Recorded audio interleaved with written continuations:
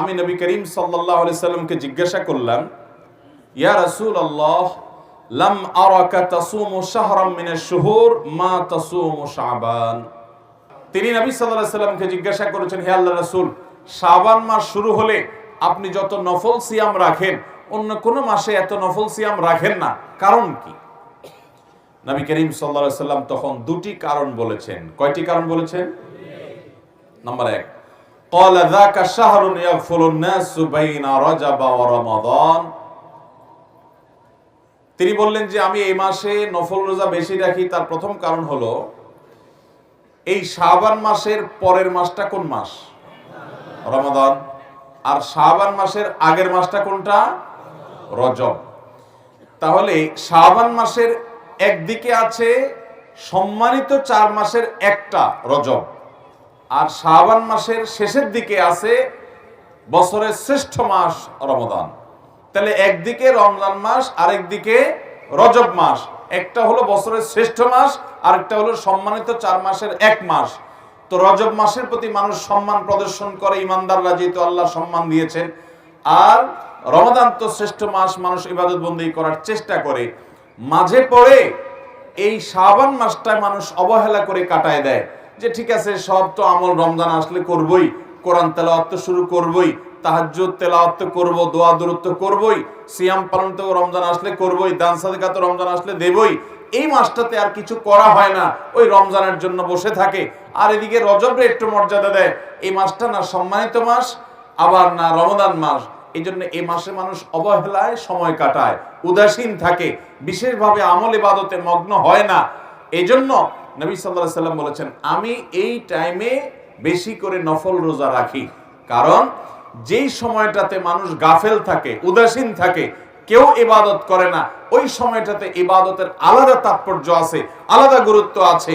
একজন চেয়ারম্যান সাহেবকে সবাই দেখলে সালাম দেয়, মেম্বার সাহেবকে দেখলে সবাই সালাম দেয়, মসজিদের ইমাম সাহেবকে দেখলে সবাই সালাম দেয়। কিন্তু একজন রিকশাওয়ালা বেচারা, তাকে কেউ সালাম দেয় না। যে যাত্রী আসে তার রিকশায় উঠে, সেও বলে যাবেন নাকি, ঠিক করে চলে যায়, একটা সালাম দেয় না। যাওয়ার সময় একটা সালাম দেয় না, রাস্তার লোকেরাও সালাম দেয় না।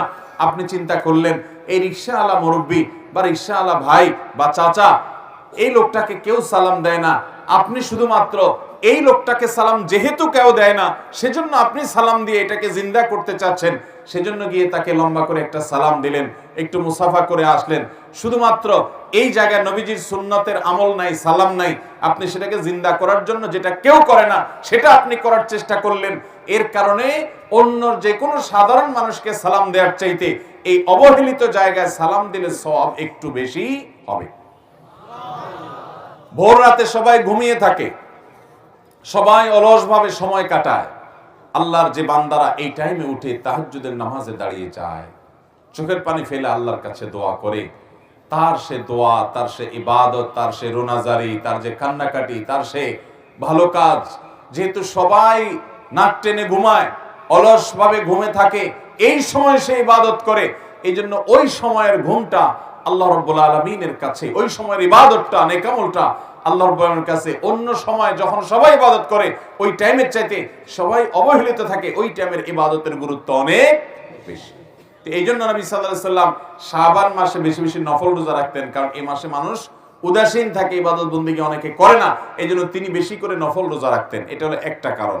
নাম্বার 2, তিনি বলেছেন, ওয়া হুয়া শাহরুন তুরফাউ ফীহিল আমালু ইলা রাব্বিল আলামিন ফাউহিব্বু আন ইউরফাআ আমালি ওয়া আনা সায়েম। নবীজি সাল্লাল্লাহু আলাইহি সাল্লাম বলেছেন, এই মাসে শাবান মাসের একটা বিশেষ তাৎপর্যের দিক হলো যে বান্দার সারা বছরের আমলনামা, সে কি ভালো কাজ করেছে, মন্দ কাজ করেছে, কয়টা গুনাহ করেছে, কয়টা ভালো কাজ করেছে, সমস্ত আমলনামা সমূহ, সারা বছরের আমলনামা আল্লাহর ফেরেশতারা আল্লাহর কাছে পেশ করে। সবার আমলনামা শাবান মাসে পেশ হয়। যেহেতু শাবান মাসে আল্লাহর সামনে উপস্থাপন করে ফেরেশতারা, নবী করিম সাল্লাল্লাহু আলাইহি সাল্লাম বলেছেন, আমি চাই আমার আমলনামা যখন আল্লাহর সামনে উপস্থাপন করা হয় ওই সময়টাতে আমি যেন রোজাদার থাকতে পারি। এই জন্য এই মাসে আমি বেশি রোজা রাখি। যদি আমি রোজা অবস্থায়, সিয়াম অবস্থায় আমার আমলনামাটা আল্লাহর দরবারে পেশ হয়, তো আমার কাছে এটা ভালো লাগবে। একজন কোন কোম্পানিতে চাকরি করেন, কোন কলকারখানায় চাকরি করেন, কোন প্রতিষ্ঠানে কাজ করেন, তিনি কাজ করেন এমনিতে, হঠাৎ করে খুব সিরিয়াস মোডে তিনি কাজ করছেন, খুব ভালো করে কাজ করছেন মনোযোগ দিয়ে, এর মধ্যে তার মালিক এসে পেছন থেকে দেখে ফেলছে। তো আপনি এমনিতে অন্য সময় কাজ করেন, কিন্তু আপনার মালিক যখন এসেছে ইনভেস্টিগেশনে চেক করতে বা ভিজিটিং এ আসছে, ওই টাইমে যদি আপনাকে খুব সিরিয়াস মোডে কাজে দেখে, আপনি যদি জানতে পারেন যে আপনার সিরিয়াস মোডের কাজটা আপনার মালিক দেখেছে, আপনার কাছে একটু ভালো লাগবে না? এই জন্য নবী সাল্লাল্লাহু আলাইহি ওয়াসাল্লাম বলেছেন, আল্লাহ যখন আমার আমলনামা দেখবেন, অর্থাৎ আল্লাহর সামনে যখন আমার আমলনামা পেশ করা হবে, ওই টাইমটাতে আমি রোজাদার থাকলে সেটা আমার কাছে ভালো লাগে, এই জন্য আমি এই মাসে রোজা রাখি। তাহলে নবী করিম সাল্লাল্লাহু আলাইহি ওয়াসাল্লাম শাবান মাসে বেশি বেশি কোন আমল করতেন? রোজা রাখতেন। কত বেশি রোজা রাখতেন জানেন? আম্মা জান আয়েশা রাদিয়াল্লাহু আনহা বলেছেন, মা রাআইতু রাসূলুল্লাহি সাল্লাল্লাহু আলাইহি ওয়াসাল্লাম ইস্তাকমালা সিয়ামা শাহরিন ইল্লা রমাদান ওয়া মা রাআইতুহু আকসারা সিয়ামা মিনহু ইল্লা ফি শাবান। অর্থাৎ গোটা মাসের শুরু থেকে শেষ পর্যন্ত পুরা মাস জুড়ে রোজা রেখেছেন নবী সাল্লাল্লাহু আলাইহি ওয়াসাল্লাম। এটা শুধু রমজানেই হতো যে গোটা মাস রোজা রাখছেন, আর একটা মাসের বেশিরভাগ দিন রোজা রাখছেন, পুরা মাস না, বেশিরভাগ দিন রোজা রাখছেন তিনি। সবচেয়ে বেশি রোজা রাখছেন শাবান মাসে, এই মাসে তিনি সবচেয়ে বেশি নফল রোজা রাখতেন। তো এখান থেকে বোঝা যায় নবী সাল্লাল্লাহু আলাইহি ওয়াসাল্লাম কি পরিমাণ নফল রোজা এই মাসে রাখতেন। অন্য আরেক হাদিসে আসছে, আম্মা জান আয়েশা রাদিয়াল্লাহু আনহা বলেছেন, কানান নবী সাল্লাল্লাহু আলাইহি ওয়াসাল্লাম ইয়াসুমু শাবানা ইল্লা কালিলা, নবীজি গোটা শাবান জুড়ে নফল সিয়াম রাখতেন, শুধু সামান্য কিছুদিন বাদ দিয়ে গোটা শাবানে নফল রোজা রাখতেন। তাহলে এই মাসে নবী করিম সাল্লাল্লাহু আলাইহি ওয়াসাল্লাম বেশিরভাগ দিনগুলোতে নফল সিয়াম রাখতেন, সে আমলটা আমরা জানলাম, আলহামদুলিল্লাহ। এখন আমাদের কাজ হলো আমল শুরু করা। শাবানের চাঁদ দেখা যাওয়ার পর থেকে নিয়ে আমরা বেশি বেশি করে গোটা মাস জুড়ে সিয়াম পালন করব, যার যার সাধ্য অনুপাতে। আপনি খুব বেশি একটা রাখার সুযোগ পান না, ডায়াবেটিসের রোগী, আপনার কষ্ট হয়, অন্তত বন্ধের দিনে আপনার যেদিন সুবিধা হয় 2-4টা হলো নফল রোজা রাখেন এই মাসে, নবী সাল্লাল্লাহু আলাইহি ওয়াসাল্লামের সুন্নতের অনুসরণে। চেষ্টা করব না ইনশাআল্লাহ? এখন কেউ বলতে পারেন, শাবান মাসে আমাদের আমলনামা আল্লাহর সামনে পেশ করা হয়, আমরা জানলাম, কিন্তু আমরা এর আগে তো এও শুনেছি যে নবী করিম সাল্লাল্লাহু আলাইহি ওয়াসাল্লাম সোম এবং বৃহস্পতিবার নফল রোজা রাখতেন।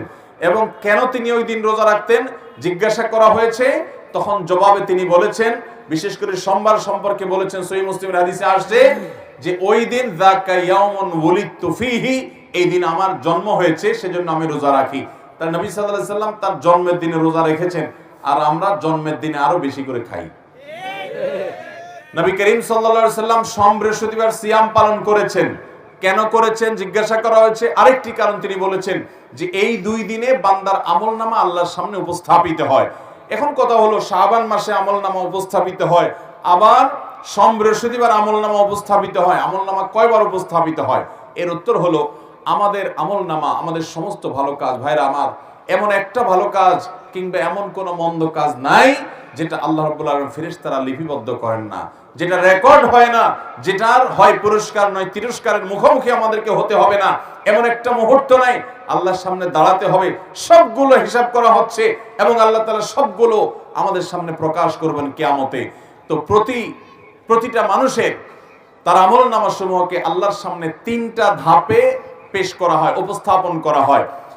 এখানে আশেপাশে কলকারখানা অনেক বেশি, আপনারা বিভিন্ন প্রতিষ্ঠানে চাকরি করেন, অনেকে আছেন, আপনাদের জন্য বুঝতে সুবিধা হবে। আপনারা আপনাদের মালিকের কাছে অথবা উপরস্থ অফিসারের কাছে, দায়িত্বশীল বসের কাছে আপনারা অনেক সময় ডেইলি রিপোর্ট দেন, অনেক সময় সাপ্তাহিক রিপোর্ট দেন, অনেক সময় মাসিক রিপোর্ট দেন, অনেক সময় বাৎসরিক রিপোর্ট দেন। এরকম সিস্টেম আছে না নাই? ঠিক একইভাবে প্রতিদিনের রিপোর্ট আল্লাহর ফেরেশতারা, দিনে যারা দায়িত্বশীল থাকেন, প্রত্যেকটা মানুষের জন্য ফেরেশতা নিয়োজিত আছে, আপনার জন্য, আমার জন্য, ওনার জন্য, সবার জন্য আছে। এই ফেরেশতারা সকালে এসে সারাদিন আমাদের আমলনামা সব লিপিবদ্ধ করে, এগুলো নিয়ে সন্ধ্যার সময় আল্লাহর কাছে জমা দেয়। আবার সারা রাত কি করি আমরা, ওইটার জন্য আলাদা ফেরেশতা এসে সকালে গিয়ে জমা দেন। এটা হলো ডেইলি রিপোর্ট। আর সোমবার বৃহস্পতিবার রিপোর্ট দেন, এটা হলো সাপ্তাহিক রিপোর্ট।